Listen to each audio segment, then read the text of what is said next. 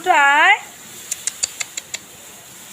আয়, তাকে দেখো সে একটাকে খেয়ে যাচ্ছে সেখানে। আয়, মা মাছ বানিয়ে নিয়ে এলেন না, লুকিয়ে লুকিয়ে এসে নিচের দিকে নে।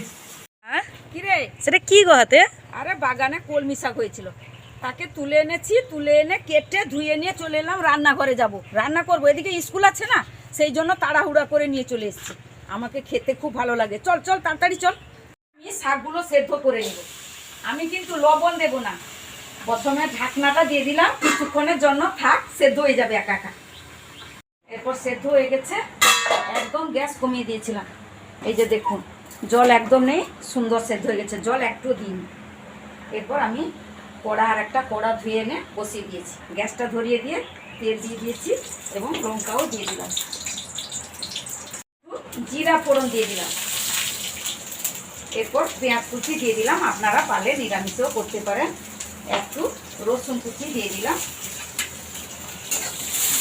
এরপর এটা একটু হালকা ভেজে নিই, বাদামি কালার একটু যেন হয়ে যায়।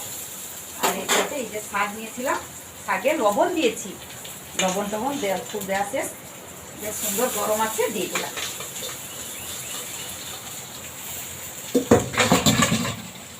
এরপর আমি লবণ দেব।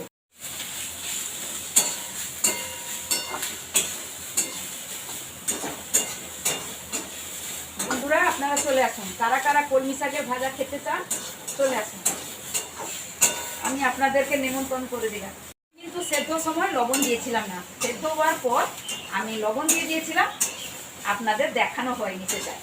সেদ্ধর সময় আপনারা লবণ দেবেন না, দিলে একটু মানে লেজে দেওয়া হয়ে যায় আর কি। সেদ্ধ হওয়ার পর আপনারা লবণ দিতে পারেন, তাই তো? হওয়ার পর আপনারা লবণ, বা অনেকে আবার ভেজে নেওয়ার পর লবণ ছিটিয়ে দেয়। মানে নামানোর আগে লবণও দিতে পারেন, তবে সেদ্ধর সময় লবণ দেবেন না। এই যে বন্ধুরা দেখতে পাচ্ছেন, ঝরঝরে একদম দারুণ।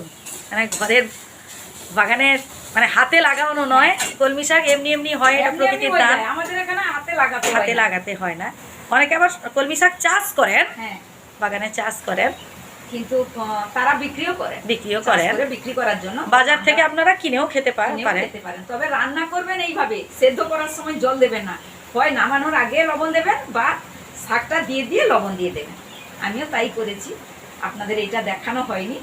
আর আপনারা এইভাবে রান্না করবেন।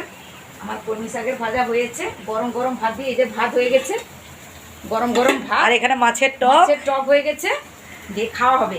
ভালো থাকবেন, সুস্থ থাকবেন, কমেন্ট করতে কিন্তু ভুলবেন না। Tata, bye bye.